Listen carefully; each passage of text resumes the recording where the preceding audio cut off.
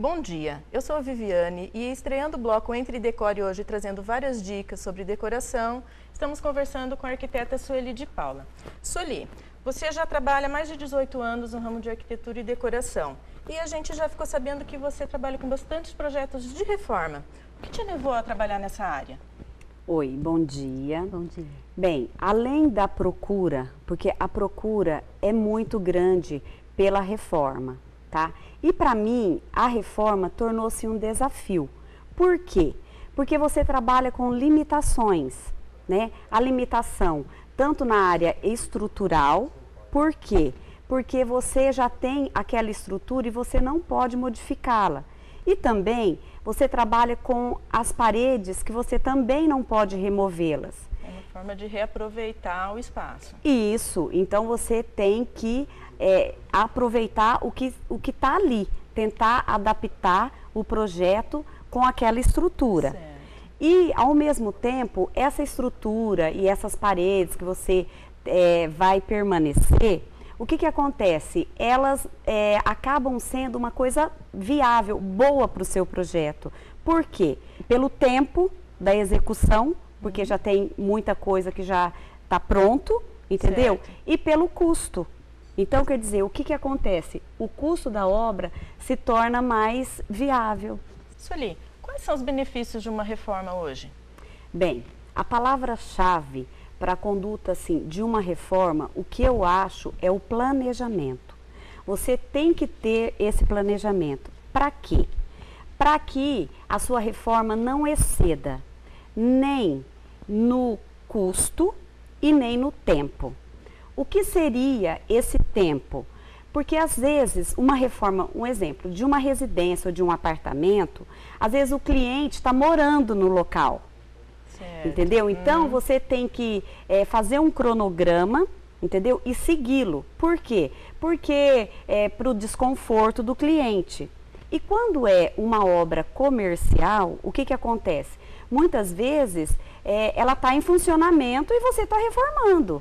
Certo. Você entendeu? Isso é feito geralmente fora do horário. Então, aí o que acontece? Quando a reforma comercial sempre é em horário alternativo, que seria à noite e nos finais de semana. Certo. E quais seriam os passos a serem tomados assim diante desse trabalho seu? Bem, o que seria o primeiro passo assim? Eu vou falar do cliente, quando o cliente quer fazer uma reforma, Sim. tá? Qual seria o primeiro passo? Ele teria que buscar um profissional da área. Essa seria a primeira etapa para ele. Certo. Porque vamos supor, se ele já está morando num local, ele gosta da localização, ele gosta da casa, tal, só que ele quer fazer algumas alterações. Então, nada como ele já começar por uma reforma, certo? Então, para isso a reforma é viável, porque o local que ele mora é agradável, ele gosta, então vamos partir de uma reforma. Depois dele procurar um profissional, o que a gente tem que ver?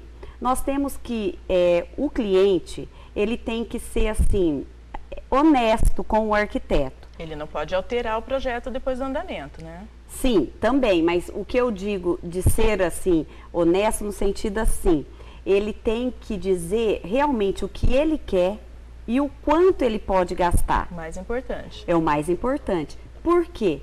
Porque com isso, aí sim torna-se uma obra viável, uma reforma, né? Por quê? Porque aí o arquiteto vai estar a par de tudo, para poder conduzir um bom projeto, para ter um bom projeto. Isso, para realizar aquela reforma de acordo com o projeto que foi aprovado, certo? Isso. E depois isso. desse projeto elaborado? Depois do projeto já elaborado, nós temos que segui-lo à risca. Para quê? Para que isso não aconteça do custo e do tempo exceder. Certo. E quais são as maiores dificuldades que o arquiteto encontra? Bem, as maiores dificuldades é realmente porque é uma obra de curto prazo, então exige muito do arquiteto, então você tem que ir na obra com mais frequência. Certo. Bom, hoje nós estivemos aqui com a arquiteta Sueli de Paula e vamos trazer mais novidades para o próximo domingo.